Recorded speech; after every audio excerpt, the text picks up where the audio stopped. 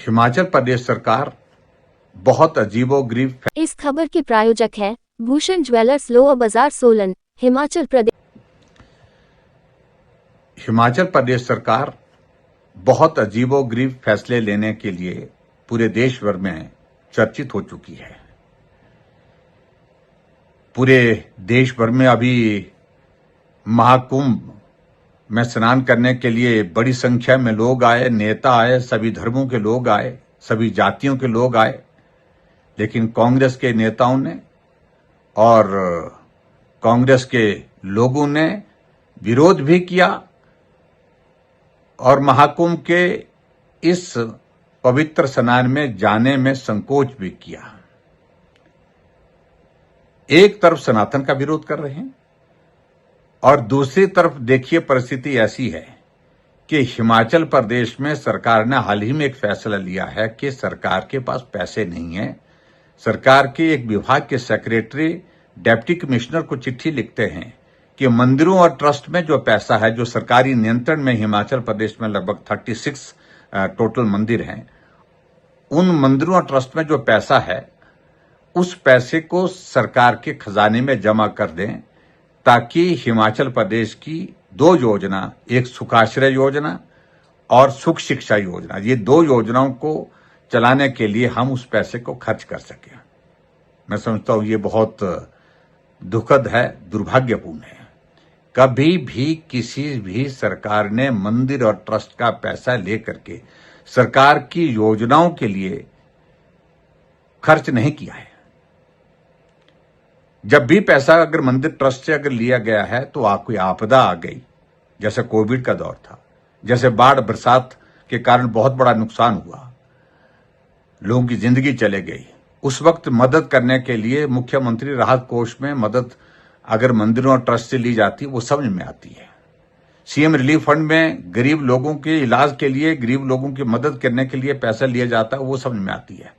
लेकिन सरकार की बजटेड योजनाओं को चलाने के लिए मंदिर ट्रस्ट से पैसा लेने के लिए आदेश ही नहीं करना, आदेश के अलावा बार बार फॉलोअप किया जा रहा है कि जल्दी पैसा भेजो, जितना भी पैसा है भेजो। ये मैं समझता हूं कि हैरान करने वाला फैसला है। एक तरफ सनातन का विरोध, एक तरफ सनातन को गालियां और एक तरफ सनातन में जो आस्था रखते हैं, श्रद्धा रखते हैं, उनके खिलाफ टिप्पणियां करना कांग्रेस के नेताओं का, और उधर मंदिर से लेकर के सरकार खर्चा चलाने के लिए पैसा मांग रही है।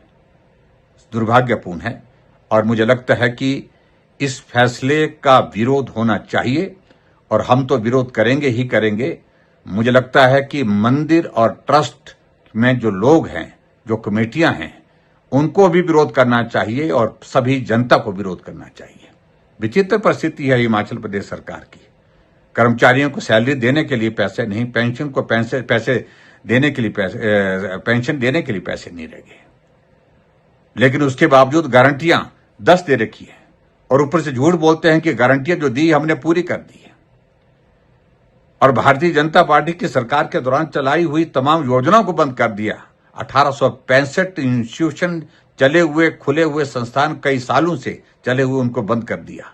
सहारा योजना बंद कर दी और सहारा योजना बंद करने के साथ साथ में हिम केयर, जो गरीब लोगों के इलाज के लिए एक व्यवस्था की थी हमारी सरकार ने, उसको बंद कर दिया। शगुन योजना को बंद कर दिया और इधर मंदिरों को गालियां देने, और गालियां देने के लिए उनके पास वक्त है। मुख्यमंत्री जी का पहला बयान हिमाचल प्रदेश में सरकार बनने के बाद था कि जिस हिमाचल प्रदेश में 97% हिंदू हैं, वहां मैं हिंदूवादी पार्टी को हरा करके आया। और सनातन को गाली देना, सनातन का विरोध करना, लेकिन हिंदू मंदिरों और ट्रस्टों से पैसा लेकर के अपनी योजनाओं को चलाने की बात कह रहे हैं। ये सचमुच में ऐसा एक विचित्र निर्णय सरकार का है, विचित्र फैसला है, जिस पर जगहंसाई भी हो रही है और जिसका विरोध भी हो रहा है। मैं ये कहूंगा कि इस फैसले का हम डट करके विरोध करेंगे। विधानसभा का बजट सत्र अभी आने वाला है 10 तारीख से। हम डट करके विधानसभा के अंदर, विधानसभा के बाहर इस बात का विरोध करेंगे। देश और देश भर में जाना पहचाना नाम भूषण ज्वेलर्स, लोअर बाजार, सोलन, हिमाचल प्रदेश। उच्च गुणवत्ता की ज्वेलरी के लिए आप हमें हमारे द्वारा दिए गए नंबर्स पर संपर्क कर सकते हैं। आपका विश्वास ही हमारी पहचान है।